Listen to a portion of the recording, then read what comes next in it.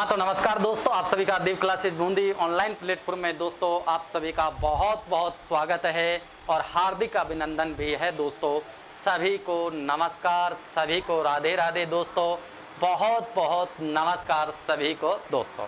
देखिए अपन शुरुआत करते हैं। अपना टॉपिक चल रहा था, एक छोटा सा टॉपिक है जो दोस्तों आप समाप्ति की ओर पर है। अपन पढ़ रहे थे भारतीय इतिहास के अंतर्गत दोस्तों राजपूत काल। राजपूत काल के अंतर्गत भी दोस्तों अपन राजपूत जो काल है, राजपूतों की 36 शाखाओं में आपका एक ऐसी शाखा थी जिसने दोस्तों हमारे देश की उत्तरी पश्चिमी सीमा का लगभग 300 वर्ष तक इन्होंने सुरक्षा की। उसी शाखा के बारे में दोस्तों अपन अध्ययन कर रहे हैं और अपने उस शाखा का नाम था गुर्जर प्रतिहार। क्या नाम था दोस्तों? गुर्जर प्रतिहार। दोस्तों गुर्जर प्रतिहार साम्राज्य के बारे में अपन देख रहे थे, इसकी राजनीतिक स्थिति। राजनीतिक स्थिति के अंतर्गत भी दोस्तों अपन ने सबसे पहले देखा नागभट्ट प्रथम। नागभट्ट प्रथम के बाद दोस्तों वत्सराज, वत्सराज के बाद में दोस्तों आपके नागभट्ट द्वितीय और नागभट्ट द्वितीय के बाद में दोस्तों आज हम देखेंगे कि गुर्जर प्रतिहार के महान सम्राट कौन है दोस्तों? मिहिर भोज। मिहिर भोज के बारे में अपन चर्चा करते हैं। देखिए दोस्तों,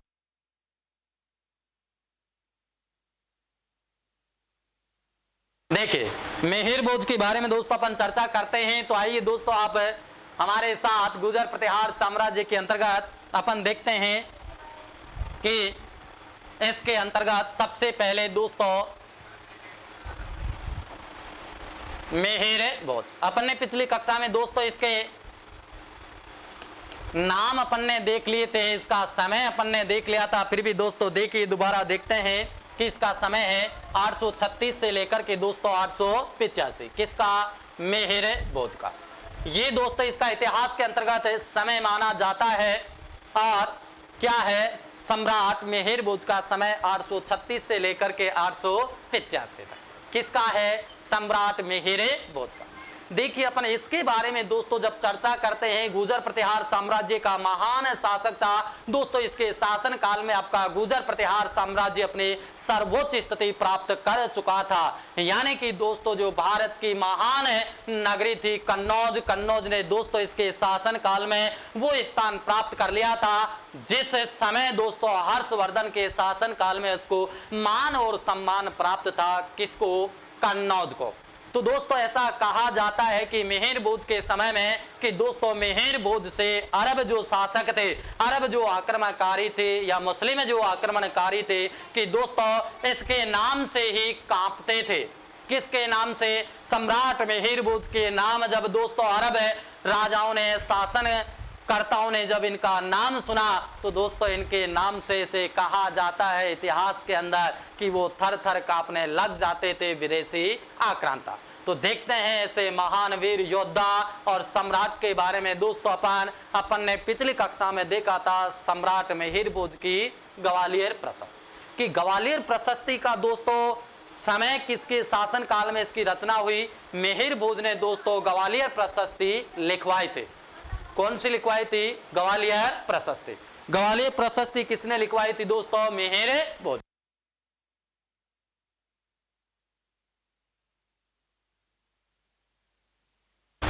ग्वालियर प्रशस्ति का निर्माण किसने करवाया था? मिहिर भोज ने करवाया था।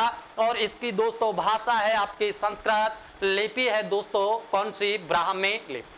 इसको लिखने वाला कौन था दोस्तों? बालादित्य नाम का व्यक्ति था जिसने आपकी ग्वालियर प्रशस्ति को लिखा।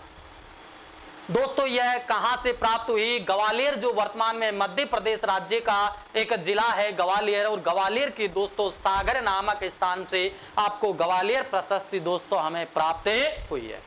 कौन सी? ग्वालियर प्रशस्ति। देखिए दोस्तों इस ग्वालियर प्रशस्ति में कुल 17 श्लोक है। कितने श्लोकों की रचना हुई है? इसके अंदर 17 श्लोक है दोस्तों। और इस प्रशस्ति के अंदर हमें गुर्जर प्रतिहार साम्राज्य की दोस्तों हमें राजनीतिक और कला संस्कृति का और उस समय सामाजिक आर्थिक सभी दशाओं का हमें दोस्तों इसके अंतर्गत वर्णन प्राप्त होता है।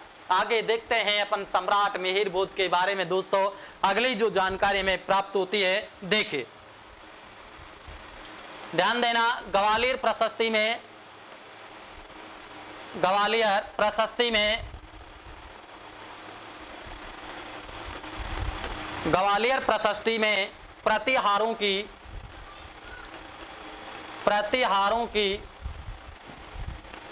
राजनीतिक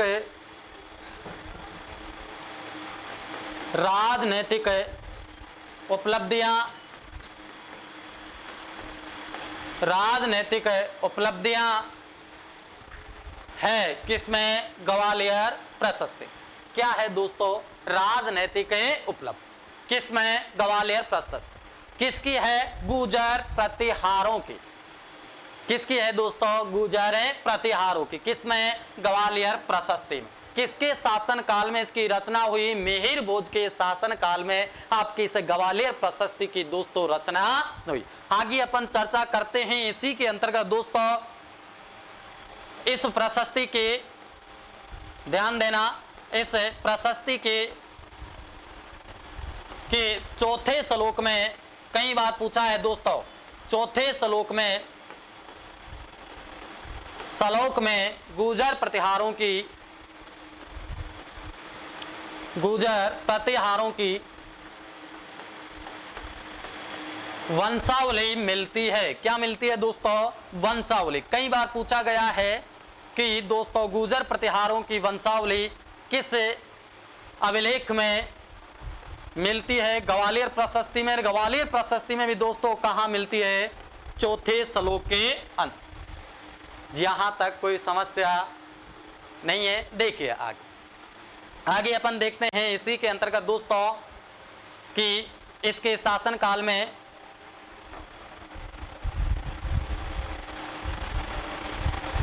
देखिए इसके शासन काल में अरब यात्री सुलेमान आया था। कौन आया था? अरब यात्री सुलेमान। किसके शासन काल में?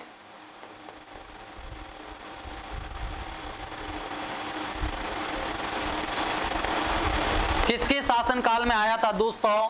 मिहिर भोज के शासन काल में अरब का महान विद्वान और महान इतिहासकार दोस्तों भारत के अंदर अपने यात्रा पर आया था। और जिस समय सुलेमान भारत आया था उस समय दोस्तों गुर्जर प्रतिहार साम्राज्य भारत के अंदर शासन कर रहा था। इस साम्राज्य में भी दोस्तों मिहिर भोज नाम का व्यक्ति कन्नौज के ऊपर शासन करता था। इस बात का उल्लेख आपका सुलेमान भी करता है दोस्तों। देखते हैं इसके अंतर्गत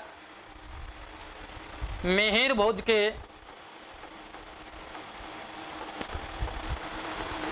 के शासन काल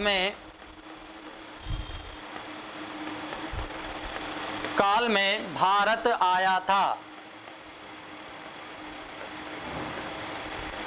कौन? अरब यात्री सुलेमान। देखिए आगे अपन इसी के अंतर्गत चर्चा करते हैं कि सुलेमान ने 851 में सिलसिला 851 में सिलसिला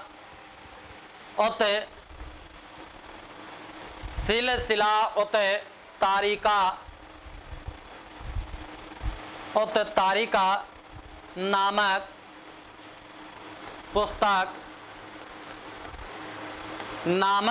पुस्तक लिखी थी। किसने? सुलेमान। देखिए देखने का प्रयास करना दोस्तों। इधर अपन समझते हैं इस चीज को। एक बार इधर देखिए लाडलो कि मिहिर भोज का शासन काल भारतीय इतिहास में दोस्तों 836 से लेकर 885 तक है। इसने दोस्तों ग्वालियर प्रशस्ति अपने शासन काल में इसकी रचना करवाई। इस ग्वालियर प्रशस्ति से दोस्तों हमें प्रतिहार सम्राटों की राजनीतिक उपलब्धियों का वर्णन प्राप्त होता है। क्या प्राप्त होता है कि प्रतिहार जो साम्राज्य था उसके जो शासक थे उनकी दोस्तों राजनीतिक उपलब्धियां कहां से प्राप्त होती है? ग्वालियर प्रशस्ति से। दोस्तों इस प्रशस्ति के चौथे श्लोक में ध्यान देना, कौन से श्लोक में? चौथे श्लोक के अंदर दोस्तों हमें गुर्जर प्रतिहार सम्राटों की क्या प्राप्त होती है? वंशावली प्राप्त होती है। क्या प्राप्त हो रही है? गुर्जर सम्राटों की वंशावली कहां से प्राप्त हो रही है? ग्वालियर प्रशस्ति के चौथे श्लोक से हमें दोस्तों ये चीज प्राप्त होती है। आगे देखिए कि सम्राट मिहिर भोज के शासन काल में अरब का एक महान व्यक्ति जो इतिहासकार था और विद्वान था, वो दोस्तों अपने यात्रा के लिए कहाँ आया? भारत आया और उसका नाम था सुलेमान। कौन था दोस्तों? सुलेमान। सुलेमान दोस्तों मिहिर भोज के शासन काल में भारत आया और इसने दोस्तों 851 में एक अपने किताब की रचना की। किताब का नाम था सिलसिला उत तारिका। क्या नाम था? सिलसिला उत तारिक। किसने लिखी? सुलेमान ने। कब लिखी? 851। जो दोस्तों आपका अरब देश का व्यक्ति या इतिहासकार था जो भारत की यात्रा पर उस समय आया था और भारत में उस समय सम्राट था आपका गुर्जर प्रतिहार मिहिर भोज। तो यहां तक कोई समस्या?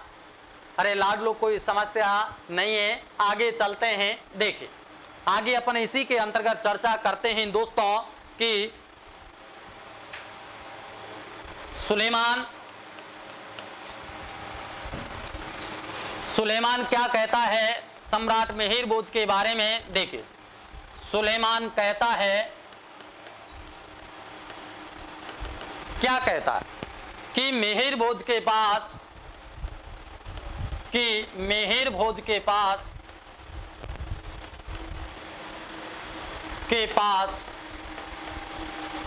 ध्यान देना।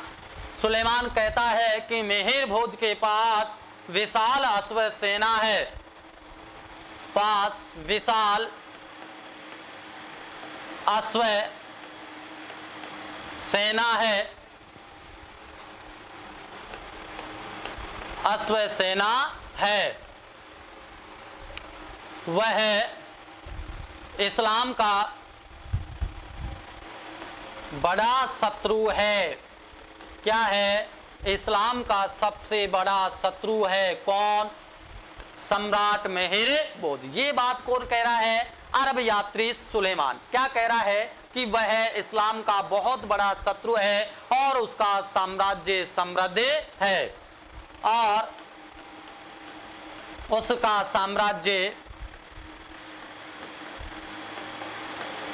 साम्राज्य समृद्ध है।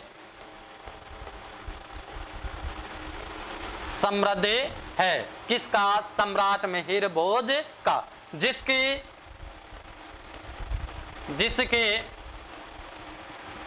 सोने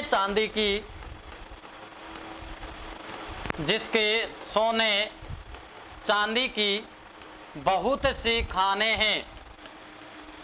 बहुत सी खाने हैं। कौन कह रहा है ये बात? सुलेमान कह रहा है दोस्तों। अपने किताब के अंतर्गत सम्राट मिहिर भोज का वर्णन कर रहा है और इसका राज्य चोरी डकैती से मुक्त है। चोरी डकैती से मुक्त है। देखिए कितनी बड़ी प्रशंसा दोस्तों सुलेमान आपके इस सम्राट मिहिर भोज के बारे में कर रहा है। आप एक बार इधर देखने का प्रयास कीजिए दोस्तों। देखिए कि सुलेमान सम्राट मिहिर भोज के बारे में वर्णन करता है कि सम्राट मिहिर भोज के पास विशाल अश्व सेना थी। लगभग इनकी संख्या 7-8 लाख। दोस्तों विदेशी इतिहासकार बताते हैं कि प्रतिहारों के बाद पास में इतने विशाल सेना थी। कितनी संख्या में? 7-8 लाख की संख्या में प्रतिहारों के पास विशाल सेना थी। ये बात विदेशी इतिहासकार बताते हैं। देखिए और सुलेमान कहता है कि वह इस्लाम का सबसे बड़ा शत्रु था। कौन?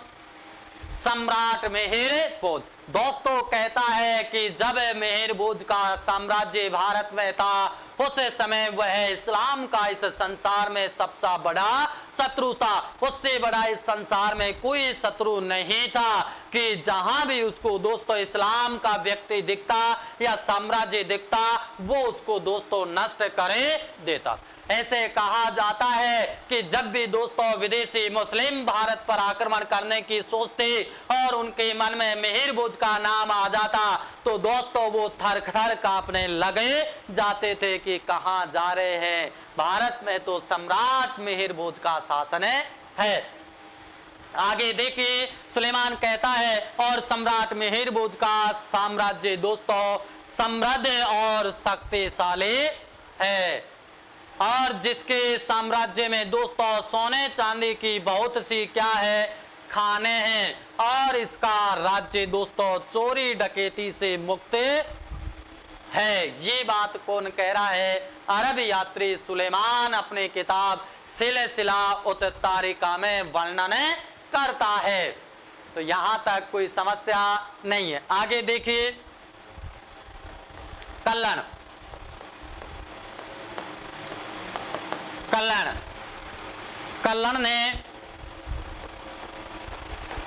ने कश्मीर राज्य का इतिहास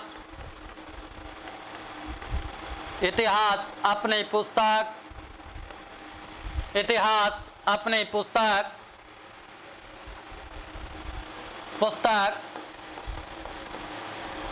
राजतरंगिणी में लिखा था। किसमें लिखा? कल्हण ने अपना कश्मीर का राज्य का इतिहास राजतरंगिणी में दोस्तों और कल्हण ने भी मिहिर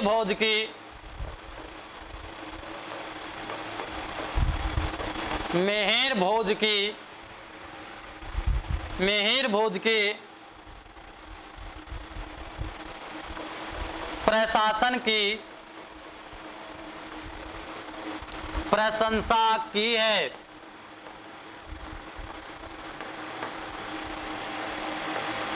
देखिए एक बार इधर देखने का प्रयास कीजिए लाडलो, अपन इसको समझते हैं।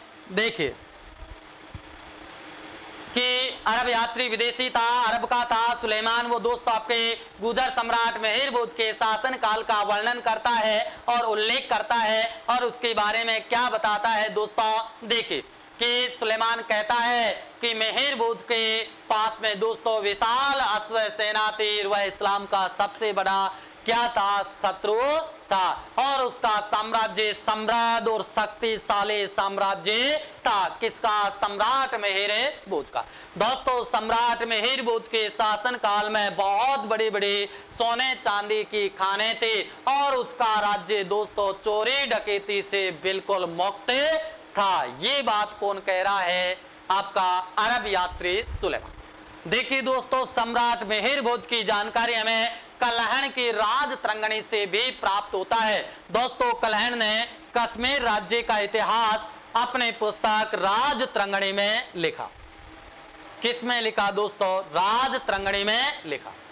इस पुस्तक में दोस्तों मिहिर भोज की कल्हण ने क्या की है? प्रशासन की प्रशंसा की है। किसकी प्रशंसा की है? प्रशासन की प्रशंसा की है। कई बार एग्जाम में पूछा है कि राजतरंगिणी में दोस्तों किस साम्राज्य के या किस शासक के प्रशासन की बहुत अच्छी तरीके से प्रशंसा की गई है। तो दोस्तों सम्राट मिहिर भोज के प्रशासन की प्रशंसा की गई है। आगे देखिए अपन इसी के अंतर्गत चर्चा करते हैं लाडलो। चले आगे देखें, आगे अपन देखते हैं। देखिए ग्वालियर प्रशस्ति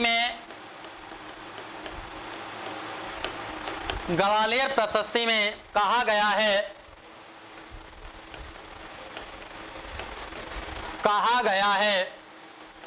क्या कहा गया है कि अगस्त ऋषि ने, ध्यान देना, अगस्त ऋषि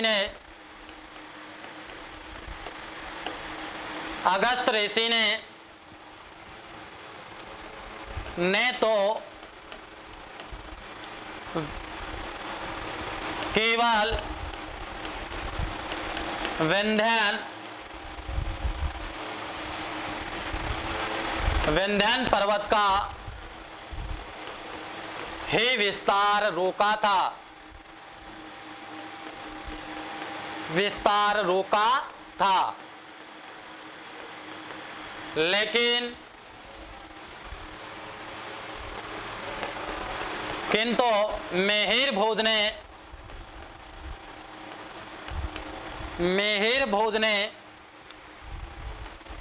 तो कई राजाओं पर आक्रमण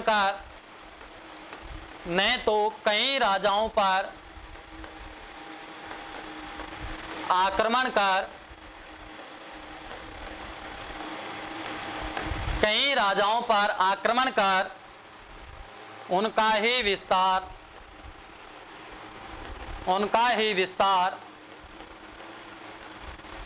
रोक दिया था।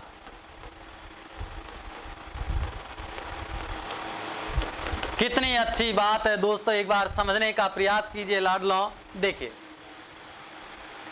कि ग्वालियर प्रशस्ति में हमें उल्लेख मिलता है सम्राट मिहिर भोज के बारे में। दोस्तों कितनी अच्छी बात हमें प्राप्त होती है, कितना अच्छा उल्लेख हमें प्राप्त होता है कि ग्वालियर प्रशस्ति में कहा गया है कि प्राचीन काल में महान ऋषि अगस्त ऋषि ने तो विंध्याचल पर्वतमाला का दोस्तों विस्तार अवरुद्ध कर दिया था। दोस्तों जब अगस्त ऋषि वैदिक काल में वेदों का प्रचार करने के लिए दक्षिण भारत की ओर गए, कहां गए? दक्षिण भारत की ओर जा रहे थे दोस्तों, उत्तर भारत से। तो दोस्तों अगस्त ऋषि ने विंध्याचल पर्वतमाला से कहा, क्यों? क्योंकि विंध्याचल पर्वतमाला बहुत ऊंचाई तक था और अगस्त ऋषि उस पर चढ़ करके उसको पार करके उसको जाना पड़ता। लेकिन अगस्त ऋषि ने विंध्याचल पर्वतमाला से कहा कि यदि हे पर्वतराज आप यदि थोड़ा नीचे हो जाए तो मैं आपको पार करके उस पार दोस्तों वेदों का ज्ञान पहुंचा सकूं। तो दोस्तों विंध्याचल पर्वत ने ऋषि अगस्त की बात मान ली और वह ऊंचाई से नीचाई पर आ गया और आराम से अगस्त ऋषि उस पर्वत को पार करके दोस्तों दक्षिण भारत चले गए। और दक्षिण भारत से अगस्त ऋषि कभी भी दोस्तों उत्तर भारत की ओर नहीं लौटे और आपका विंध्याचल पर्वतमाला दोस्तों अगस्त ऋषि का आज भी इंतजार कर रहा है कि कब अगस्त ऋषि आए और मैं उनको रास्ता दे करके अपनी ऊंचाई को प्राप्त करूं।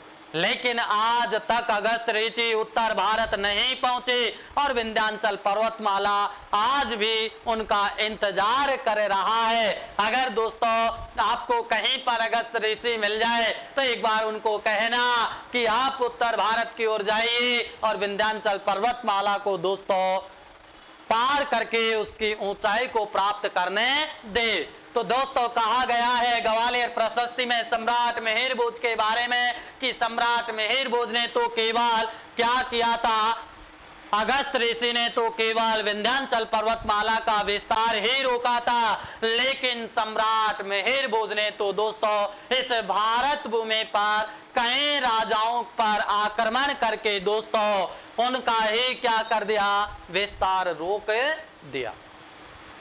कितनी अच्छी बात है लाडलो, समझ में आनी चाहिए।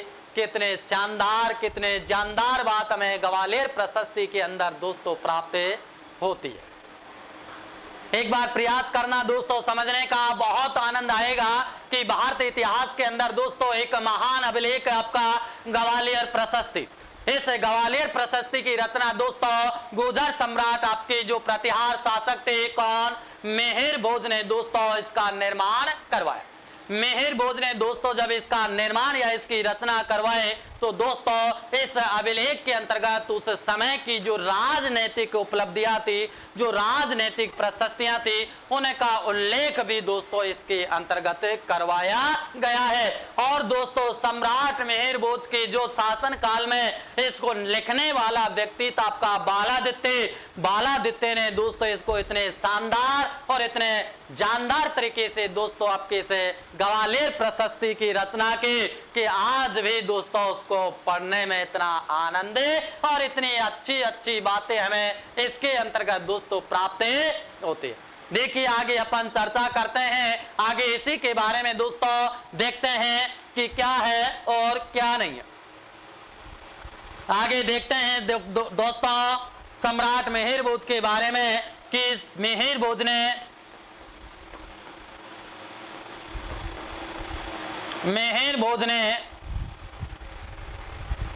पाल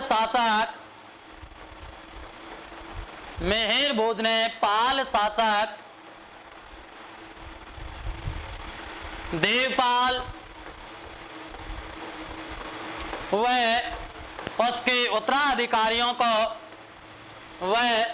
उसके उत्तराधिकारियों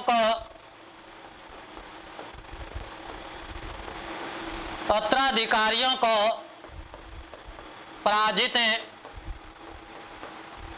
किया था।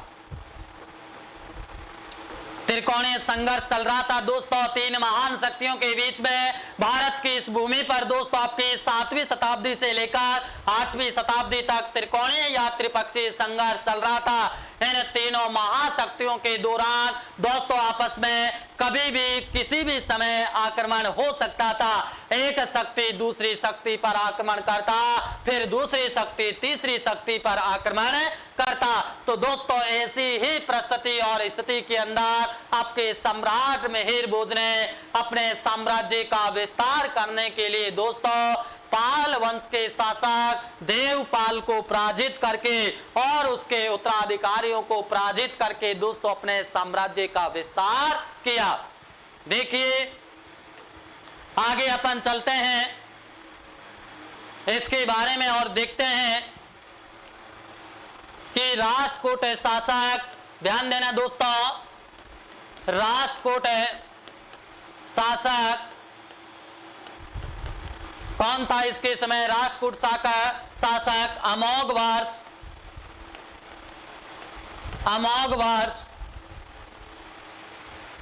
व कृष्ण तृतीय इसके समकालीन थे।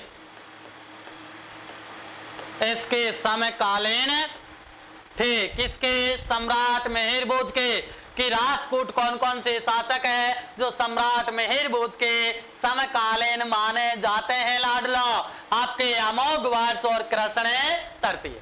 आगे अपन चर्चा करते हैं इसी के अंतर्गत। देखिए दोस्तों इसी स्थिति और प्रशस्ति के अंदर देखते हैं कि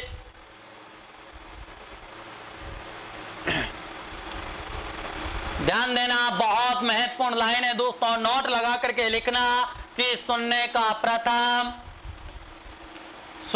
प्रथम अभिलेखीय प्रमाण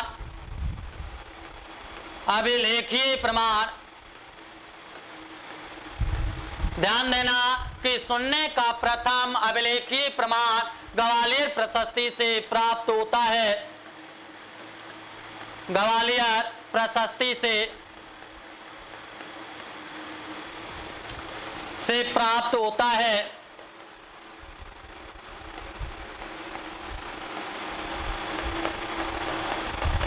कितनी महत्वपूर्ण बात है कि भारत के इतिहास में पहली बार जो अभिलेखीय प्रमाण सुनने का प्राप्त होता है, कहां से होता है दोस्तों? ग्वालियर प्रशस्ति से हमें लिखा हुआ, अभिलेख में लिखा हुआ पहली बार सुनने के बारे में कहां से प्राप्त होता है? ग्वालियर की प्रशस्ति से। देखिए आगे इसी के अंतर्गत अपन चर्चा करते हैं दोस्तों।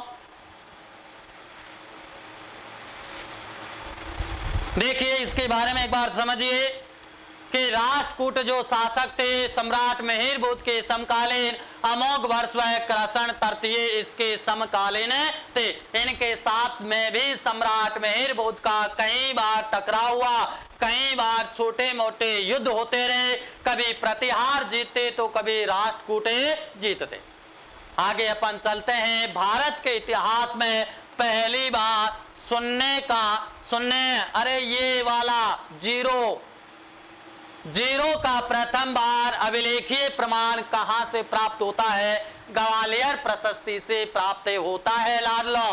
कहां से प्राप्त हो रहा है? ग्वालियर प्रशस्ति। यहां तक लाडलो कोई समस्या नहीं है। आगे चले, देखिए आगे अपन देखते हैं दोस्तों, इसी के क्रम के अंतर्गत गुर्जर प्रतिहार साम्राज्य के अंतर्गत दोस्तों चर्चा करते हैं। देखिए दोस्तों आगे अगला शासक आपका आता है दोस्तों इसी साम्राज्य के अंतर्गत, कौन सा? महेंद्रपाल प्रथम। महेंद्रपाल प्रथम दोस्तों गुर्जर प्रतिहार साम्राज्य के अंतर्गत आपका अगला शासक बनता है महेंद्रपाल प्रथम, सम्राट मिहिर भोज के बाद में। देखिए समय है इसका 885 से लेकर 910 तक। इस समय के दौरान दोस्तों इसने गुर्जर प्रतिहार साम्राज्य की बागडोर संभाले और कन्नौज पर शासन किया। किसने? महेंद्रपाल प्रथम। आगे देखिए दोस्तों इसके पिता और इसकी माता, देखते हैं कौन है। पिता है दोस्तों मिहिर भोज, कौन है? मिहिर भोज। और माता है दोस्तों चंद्र भट्टारिका, कौन है माता? चंद्र भट्टारिका। चंद्र भट्टारिका का पुत्र है दोस्तों आपका कौन? महेंद्रपाल प्रथम। महेंद्रपाल प्रथम कौन है? महेंद्रपाल प्रथम। ध्यान देना दोस्तों कि महेंद्रपाल प्रथम मिहिर भोज के बाद में गुर्जर प्रतिहार साम्राज्य का शासक बनता है आपका। इसका समय है 885 से लेकर 910 ईस्वी तक। इसका शासन काल रहा कन्नौज की नगरी के ऊपर। इसके पिता का नाम है दोस्तों क्या है? मिहिर भोज। माता का नाम है चंद्र भट्टारिका। आगे देखिए इसी के क्रम में दोस्तों इसके गुरु, क्या नाम था इसके गुरु का? देखिए बताने का प्रयास कीजिए, कमेंट बॉक्स में कमेंट करके बताइए दोस्तों कि आपके महेंद्रपाल प्रथम जो गुर्जर प्रतिहार साम्राज्य का शासक था, इसके गुरु का क्या नाम प्राप्त होता है दोस्तों। एक बार बताने का देखिए प्रयास कीजिए कि क्या कौन है इनके गुरु। देखिए इनके गुरु का नाम है दोस्तों, क्या नाम प्राप्त होता है? राजशेखर। क्या नाम है दोस्तों? राजशेखर। क्या नाम है? महेंद्रपाल प्रथम के गुरु का नाम राजशेखर। आगे देखिए दोस्तों राजशेखर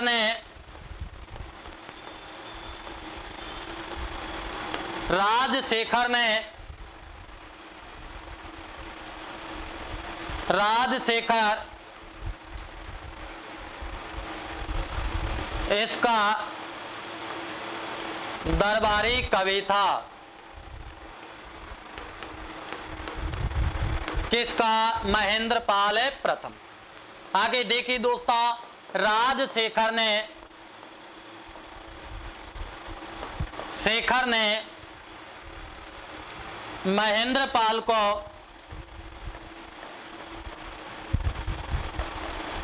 महेंद्रपाल प्रथम को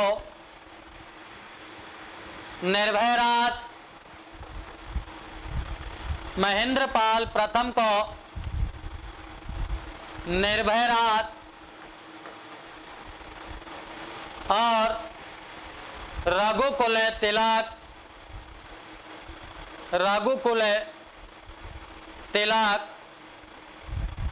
और दोस्तों रघुकुल चूड़ामणि कहा है? रघुकुल चूड़ामणि कहा है?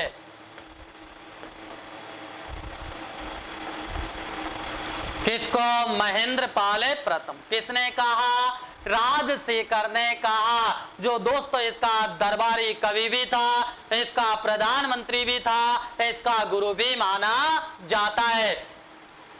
इस राजशेखर ने दोस्तों महेंद्रपाल प्रथम को निर्भय राज, रघुकुल तिलक, रघुकुल चूड़ामणि कहा है? किसने? राजशेखर ने। किसके बारे में? महेंद्रपाल प्रथम के बारे। एक बार इधर देखने का प्रयास कीजिए दोस्तों। देखिए कि महेंद्रपाल प्रथम गुर्जर सम्राट बना 885 में और 910 तक दोस्तों इसने कन्नौज के ऊपर अपना शासन किया। दोस्तों इसके पिता का नाम है सम्राट मिहिर भोज, इनकी माता का नाम है चंद्र भट्टारिका और इन दोनों से जो पुत्र हुआ आपका महेंद्रपाल प्रथम था। कौन था? महेंद्रपाल प्रथम था। आगे देखिए दोस्तों कि इनके गुरु का नाम महेंद्रपाल प्रथम के गुरु का नाम क्या था? राजशेखर था। राजशेखर दोस्तों महेंद्रपाल प्रथम का दरबारी कवि या इनका गुरु या प्रधानमंत्री भी था। देखिए दोस्तों राजशेखर ने महेंद्रपाल को किन किन नामों से जाना है? कहा है कि निर्भय राज। महेंद्रपाल को निर्भय राज कहा। किसने? राजशेखर ने। दोस्तों रघुकुल तिलक कहा, रघुकुल चूड़ामणि भी महेंद्रपाल को राजशेखर ने कहा।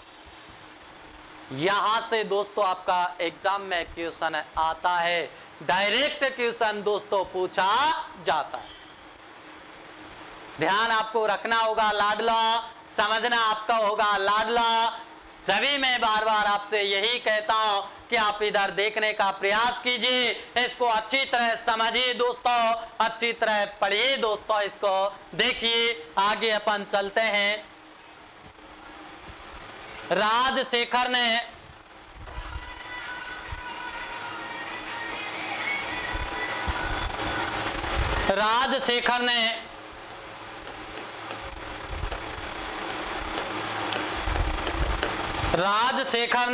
कपूर मंजरी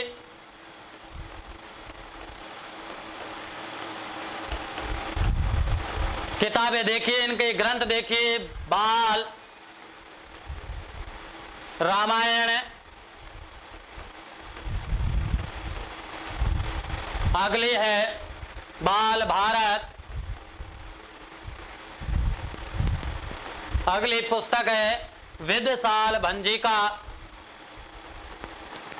विदसाल भंजिका,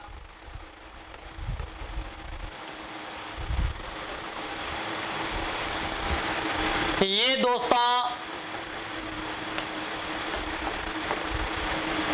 ये सभी नाटक है। क्या है? नाटक है। कपूर मंजरी, बाल रामायण, बाल भारत और विदसाल भंजिका किसके? राजशेखर। आगे देखिए दोस्तों इसी क्रम में काव्य मीमांसा, काव्य मीमांसा और हर विलास,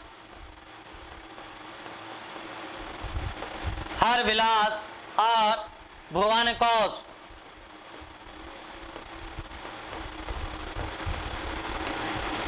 ये काव्य ग्रंथ है। ये क्या है दोस्तों? काव्य ग्रंथ किसके? राजशेखर के। ध्यान देना, यहां से दोस्तों आपका क्वेश्चन आता है, इसलिए आपको ध्यान देना बहुत महत्वपूर्ण है दोस्तों। ये आपके राजशेखर के ग्रंथ देखिए। राजशेखर दोस्तों गुर्जर प्रतिहार सम्राट महेंद्रपाल प्रथम के शासन काल में इनका दरबारी कवि था या इनका गुरु भी था, इनका प्रधानमंत्री भी दोस्तों राजशेखर को माना जाता। दोस्तों राजशेखर ने महेंद्रपाल प्रथम के दरबार में रहते हुए कई ग्रंथों की रचना इनके शासन काल में की। इन ग्रंथों के अंतर्गत दोस्तों अपन बातचीत करते हैं या अपन देखते हैं तो देखिए दोस्तों इन्होंने कपूर मंजरी नामक ग्रंथ लिखा, बाल रामायण नामक ग्रंथ लिखा, बाल भारत और विदसाल भंजिका नामक दोस्तों इन्होंने राजशेखर ने नाटक लिखे। किसके शासन काल में? महेंद्रपाल प्रथम के शासन काल में। किसने लिखे? राजशेखर ने लिखे। यहां तक कोई नहीं है। आगे देखिए दोस्तों राजशेखर ने काव्य मीमांसा, हर विलास नामक ग्रंथ और भुवन कोश जैसे महान काव्यों की रचना आपके दोस्तों इस महेंद्रपाल प्रथम के शासन काल में इन्होंने इन काव्य ग्रंथों की रचना की। तो आपको ये याद रखना होगा। यहां तक कोई समस्या दोस्तों नहीं है? आगे चलिए देखिए, चर्चा करते हैं आगे। कपूर मंजरी प्राकृत भाषा में लिखी गई है।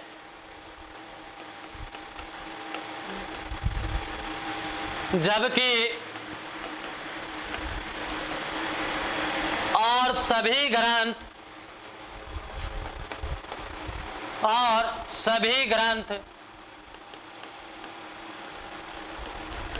किस भाषा में हैं? संस्कृत में लिखे गए हैं। कौन सी भाषा में दोस्तों? संस्कृत में लिखे गए हैं।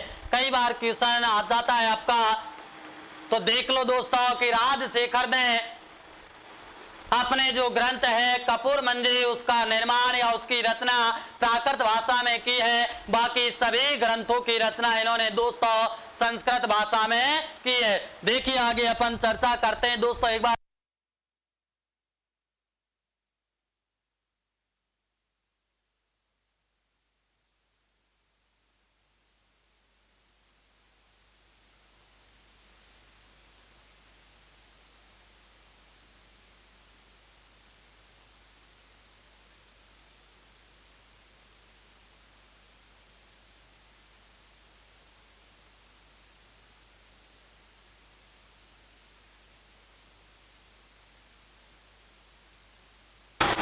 देखिए दोस्तों, आगे अपन चर्चा करते हैं इसी के अंतर्गत। देखिए राजशेखर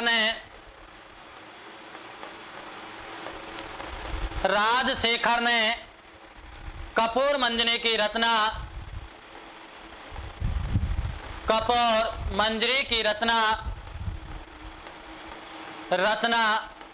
अपने पत्नी अवंती सुंदरी के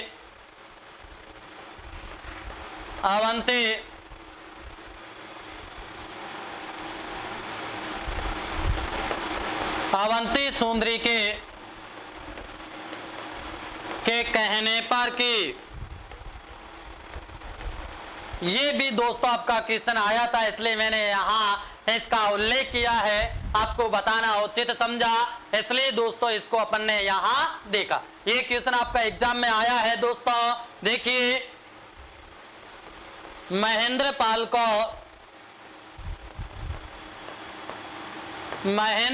को लेखों में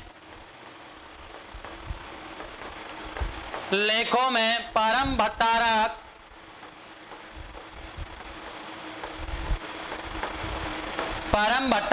महाराजा धीराज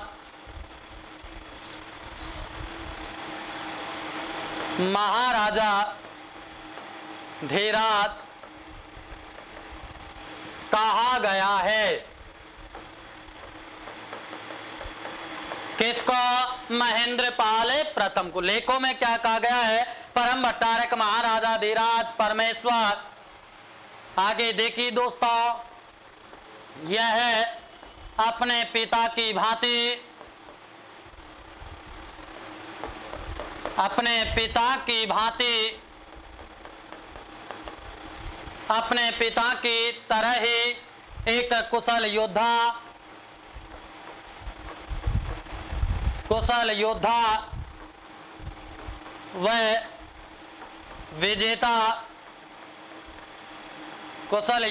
व विजेता था दोस्तों। देखिए इधर देखिए दोस्तों, अपन एक बार फिर समझते हैं, इसके बारे में चर्चा करते हैं। देखिए कि दोस्तों राजशेखर ने अपने ग्रंथ कपूर मंजरी का प्राकृत भाषा में इसको लिखा। बाकी सभी जो ग्रंथ आपके किस भाषा में है? संस्कृत भाषा में दोस्तों राजशेखर ने अपने ग्रंथों का रचना की है। दोस्तों राजशेखर ने कपूर मंजरी को अपनी पत्नी के कहने पर लिखा। पत्नी कौन थी? अवंती सुंदरी। राजशेखर ने अवंती सुंदरी के कहने पर कपूर मंजरी नामक ग्रंथ की रचना की। किसने? राजशेखर।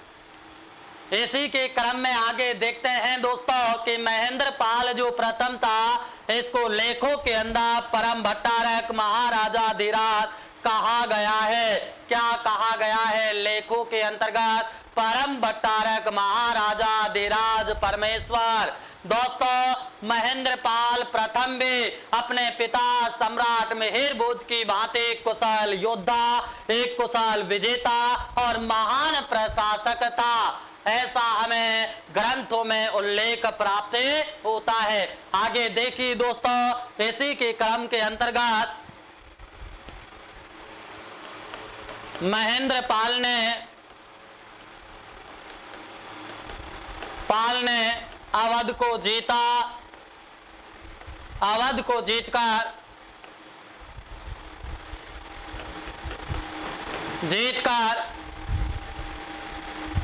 प्रतिहार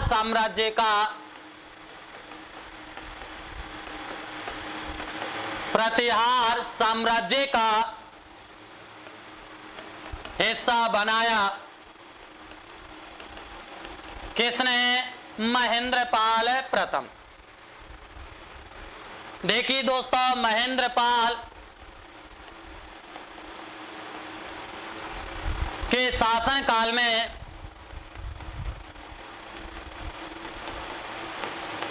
महेंद्र पाल प्रथम के शासन काल में राजनीतिक तथा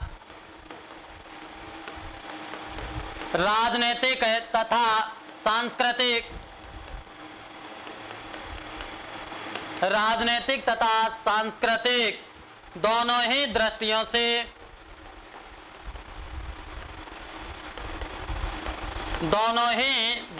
से प्रतिहार साम्राज्य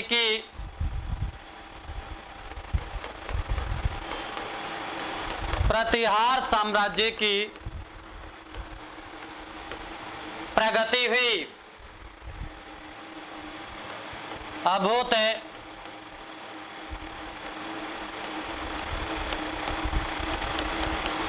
प्रगति हुई। देखिए कन्नौज ने एक बार पुनः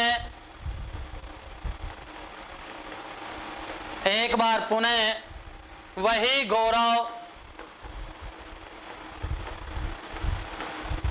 गौरव व प्रतिष्ठा हासिल कर ली।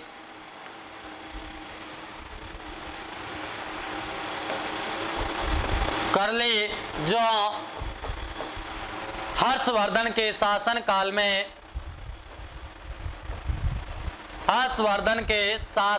में